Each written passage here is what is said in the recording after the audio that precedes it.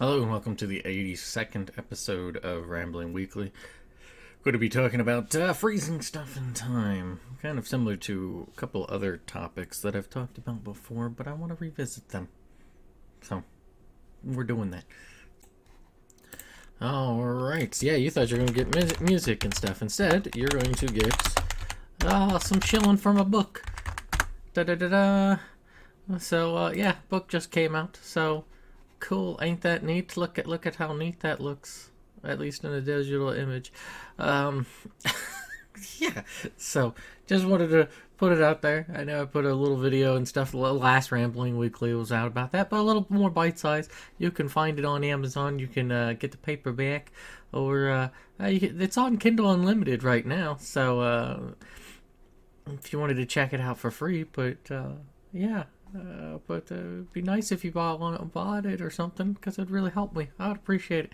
And those who have bought a copy of it and have gotten it before me, you're all cool folk. Thank you. But yeah, I just wanted to throw that out there and whatnot. A little bit, I guess, of. If I was going to advertise anything, I guess it would be my own stuff. So. uh, yeah.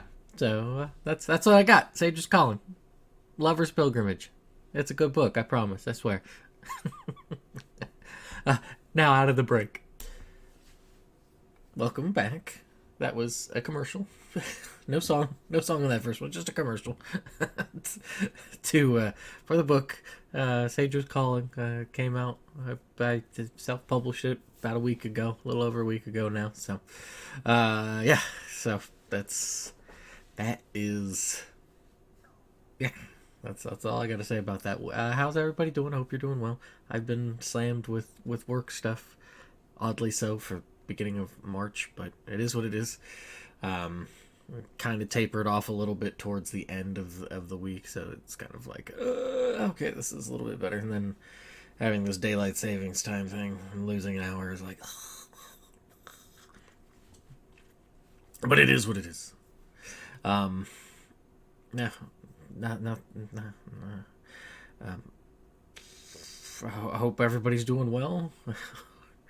I Yeah, I really don't have too much in the way of updates on my part. Like, I've been working a bunch, and that's about it. A lot of work.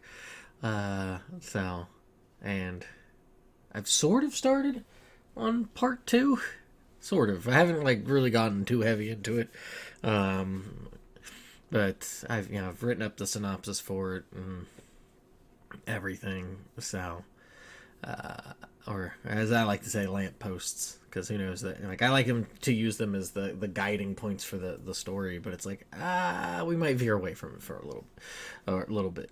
So, and plus it's like translating it from the game story to what it is now. It's just kind of, there's some differences.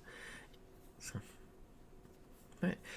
Other than that, big news that came out a couple days ago that has probably affected a lot of people, and just that's a bit of a that's a bummer, and that's unfortunate. It was the passing of Akira Toriyama.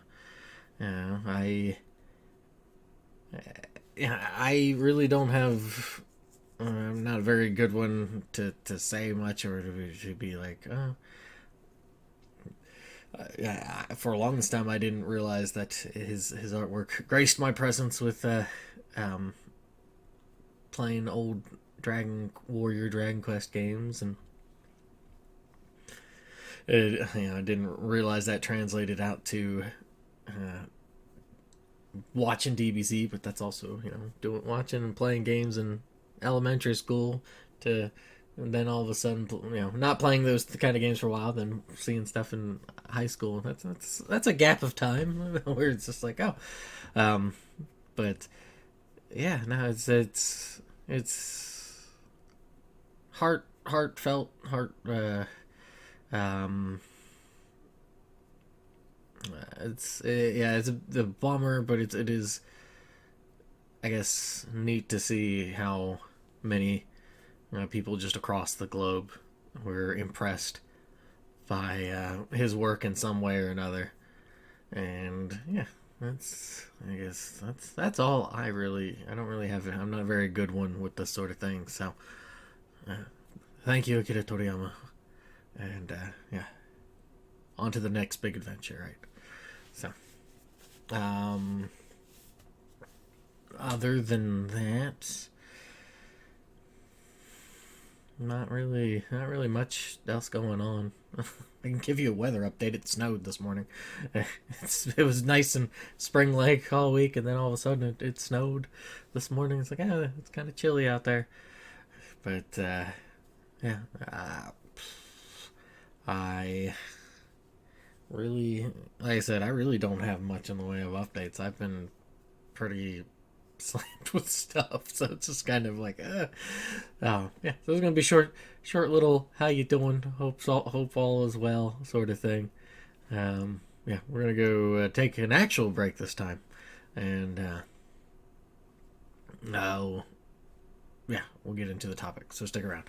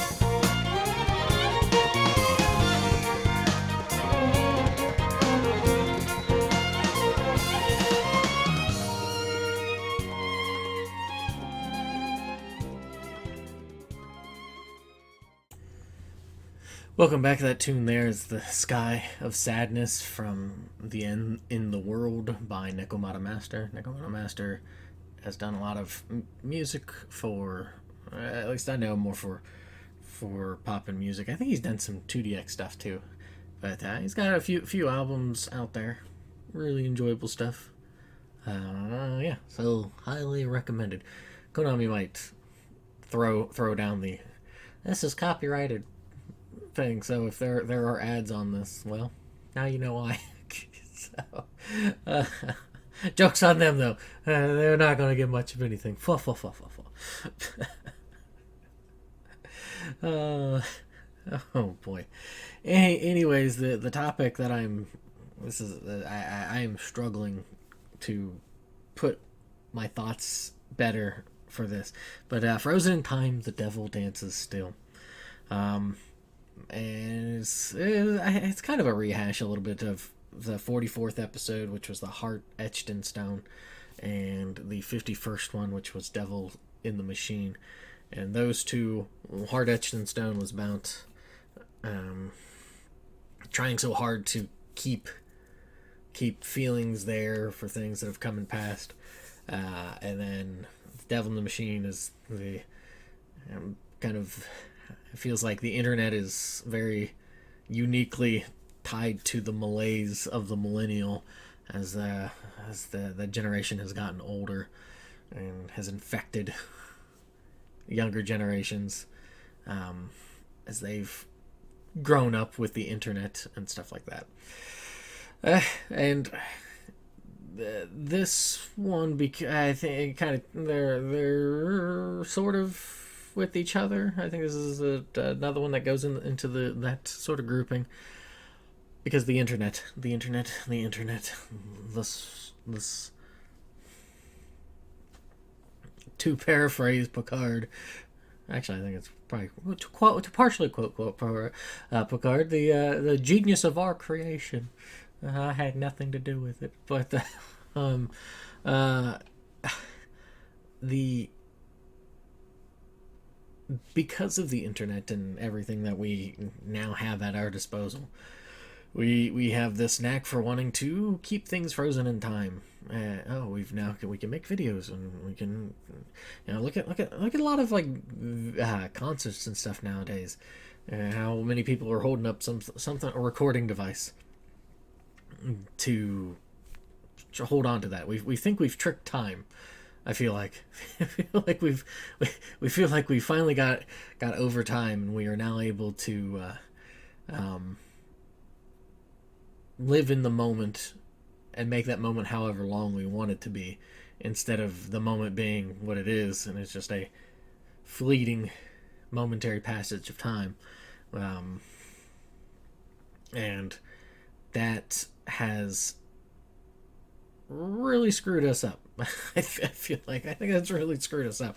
Where beforehand, before the ability to keep things recorded in a mass way, we had to accept. We did not have very many chips to offer in the bargaining at the bargaining table when it came to time and life. So we were kind of like, okay, this is what we get. So, but now we feel like we have a lot more bargaining chips, because we're like, oh well, we have all these things. I have DVDs and VHS tapes and all sorts of data for streaming services, and I'm able to keep these all, and it has I feel like it is what it has done. It has pretty much frozen us in this weird amalgamation that we don't seem to ever want to lurch forward. You have people, I'd probably fall into this column a bit more. You have some people who are just like, oh, well, we have, good stuffs. I don't need to watch new stuffs, and part of that is also personal taste, right? Like, for example, I've heard really good things about the this new Shogun show that's come out by Hulu. I've seen the miniseries there, based off of James Clavell's one of his books. But yeah, I watched the original miniseries. About 15 years ago. It was good and stuff. But I don't really have an urge to, partially because I don't have Hulu, but I don't have an urge to watch it. But I have heard good things about that. You see a lot of newer remakes and re-envisionings of things, like a lot of Disney stuff. Yeah, and people are just like, I'd just rather watch the old one. Because I grew up with that one, or whatnot, a lot of that attitude. And then some people are like, it's fine, whatever. I don't know. I feel like I fall into that column of, I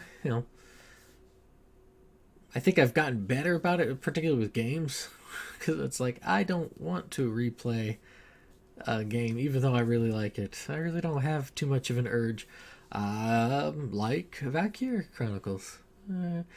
For whatever reason, like, I've played one, through 1 and 4. Tried 2. Didn't get too far into 2 because I was like, I don't like this, and then I tried 3 and it's like, I'm good.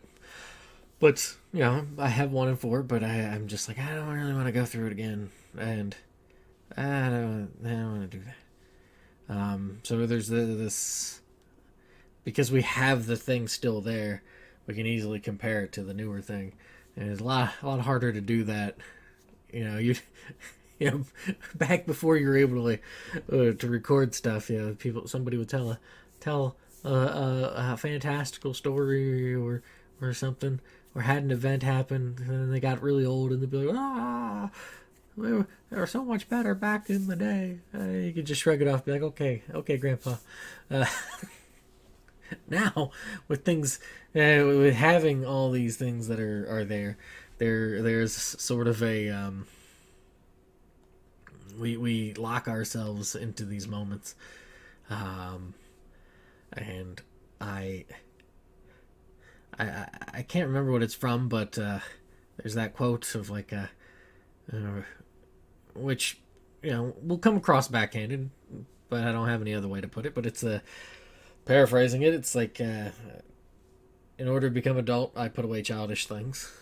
Um, Now we do not we either make a bargain or we don't even make the bargain. We just say that's not childish. We'll just do that anyways, for better and for worse. Because I think we do have. I think we've got a really odd sense of how we've structured things, how parents have told us and how they feel. It's like, oh, this is the best part of living's childhood. You don't have to worry about doing this or that. You have no responsibilities. It's total freedom. Blah blah blah blah blah. Feel the same way with how people will pin high school as the time of their life, because it's like you're old enough to realize things, but you're not. You know, you're just at that cusp right before you got to really start taking responsibilities and stuff, and those sorts of things. We are creatures that like to find the easiest path of the path of least resistance to do things. So, it doesn't take a lot of,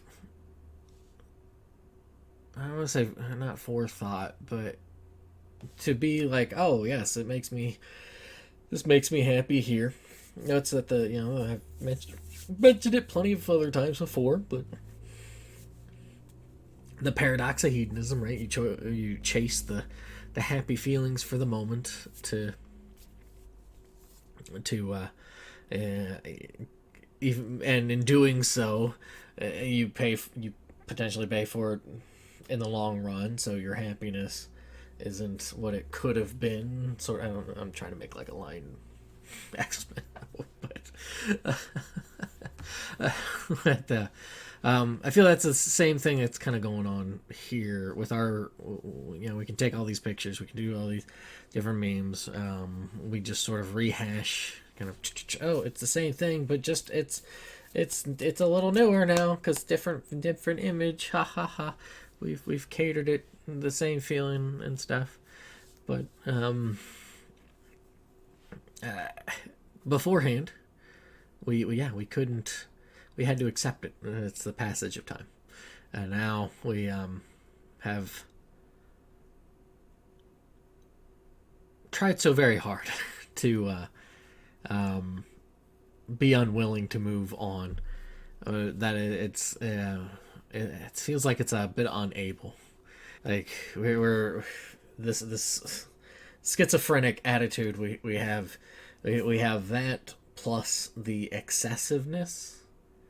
It allows everything to be just so disposable, that there's just this oscillation between keeping a hold of those handful of things, like yes, yes, yes, or just being like nope, nope, nope, nope, nope, nope, nope, nope, nope. And yeah, and I think the internet is the naughty thing that has led this into being. I, um, I yeah, I don't know, and I thought I had different ideas on this when I was first thinking of it, but this is what my brain is turned to. I think part of that's because this week has just turned my brain into mush. But I think the other part of it is my brain was already mush to begin with, and I was just trying to convince myself otherwise. um, yeah, I just, I guess if I was to get at anything, Um, it would be to yeah, make sure to do things with neighbors, do things more physically in the moment. Um, in the but I guess that don't be fearful of the wistful. Um, I do see a lot of that where it's like those old like pictures of like '90s neighborhoods or they don't give them those digital effects to make them look more faded out and stuff, and they got the line. It's like, we never knew that this would be the last summer we'd play together, kind of thing. And it's like, well, yo, okay, all right. I don't. I. That's that's I guess what I mean. It's like this. It's afraid of any sort of pain, whether it is a wistfulness or a longing for something that um, we can't have, and I guess that makes it feel unfair. Plus, what I was getting at about the whole child thing and whatnot is like, it is. I think it is a very raw deal to say that, hey, this is the best,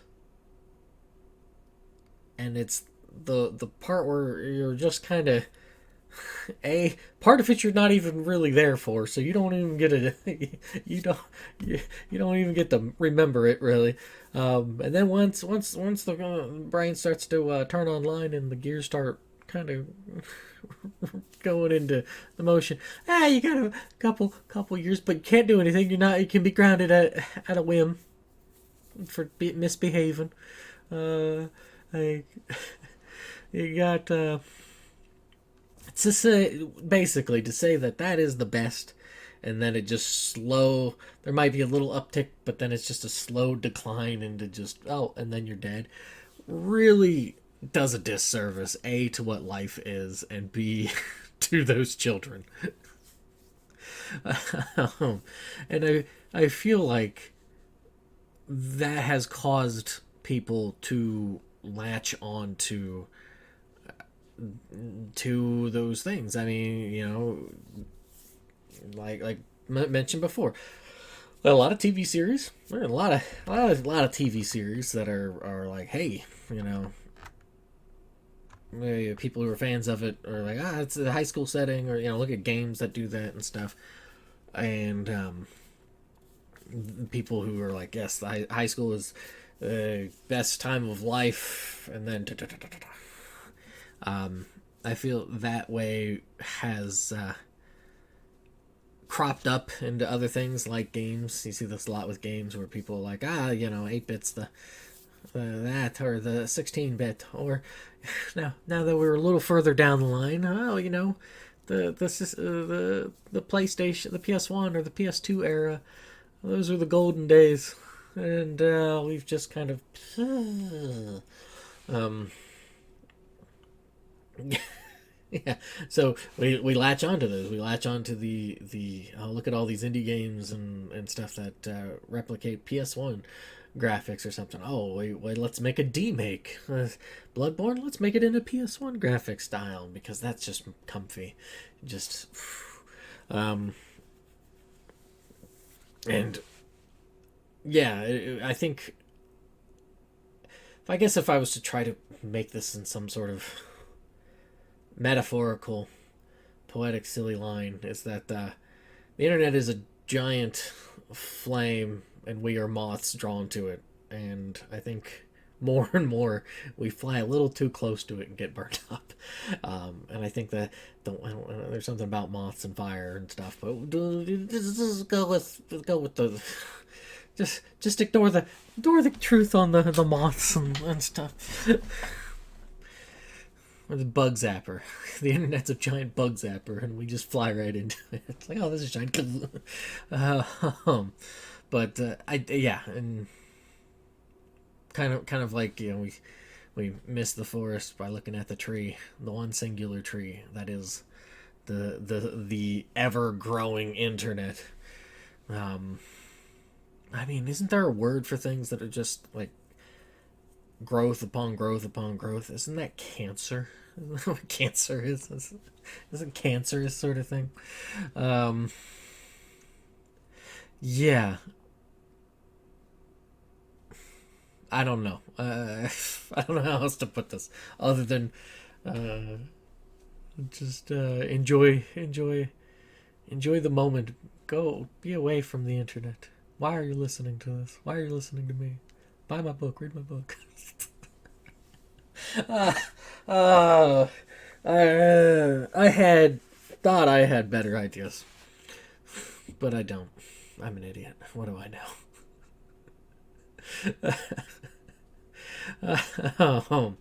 But yeah, I guess that is my. I mean, it really is just yeah, my thoughts. Just kind of trying to take those two. I wasn't trying to take it, but those were the two that popped in my head. Um, yeah, and we just try so very hard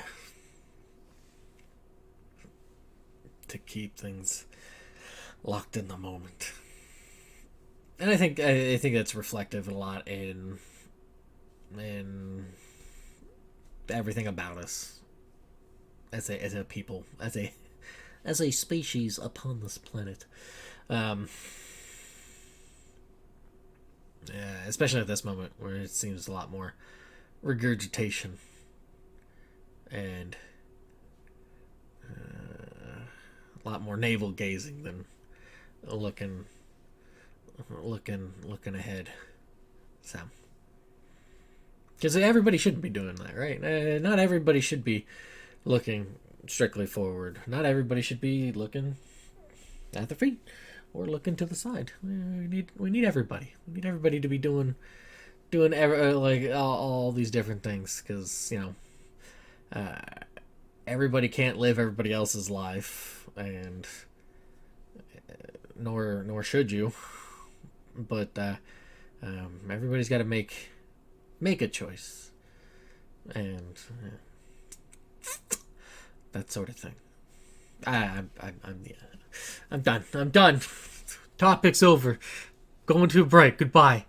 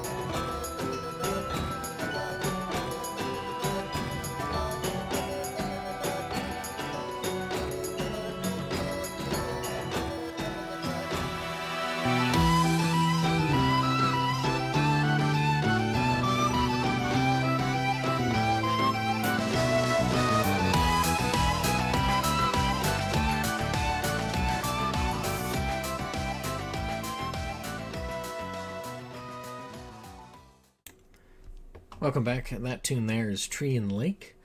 Yeah, just good music. Great stuff. It's not gonna be on this one, but he did do. Nekomata Master did do. I believe it was for Suikoden 5. He did a remix of a song, like Night of Queen, or like the Queen's Night, or Queen's Knights, or something along those lines. Let me actually look it up so I don't botch it anymore. It is Knights of Queen. At least it's from the Raindrops album, and it's good as well. But yeah, this one here was Tree and Lake, and yeah, we're gonna do some Aristotle quotes because I want to. So the first one is, there's only one way to avoid criticism: do nothing, say nothing, and be nothing. And In thinking of this one, I think of all those times. You see this a lot in class, at least when I was in class and stuff way back when. Not only just in other classes, but like foreign language classes as well. People would be unwilling to say anything, and afraid of being made fun of or make a mistake or something like that. And I think unfortunately that sort of fear has really weaseled its way through people. It's like behaviors. Behaviors are learned things, right? Then we learn path of least resistance. Just don't even say anything. Don't even have to worry about it. Just do the thing and be on our merry way. And yeah, I guess nobody likes criticism.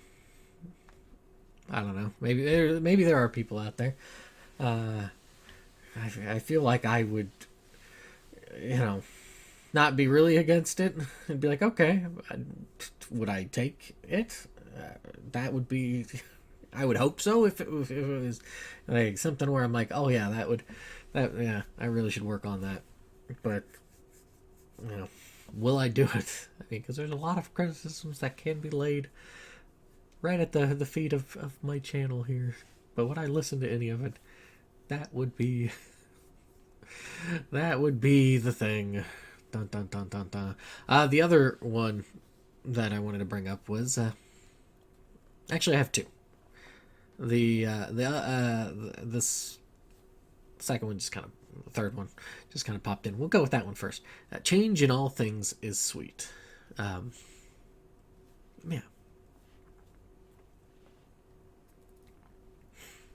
I'll leave that one at that. The other one here that I have is that we live in deeds, not years, in thoughts, not breaths, in feelings, not in figures on a dial. We should count time by heart throbs. He most lives, who thinks most, feels the noblest, acts the best. And I think that's really what it should come down to, is that we've, in another way, have tried to trick ourselves into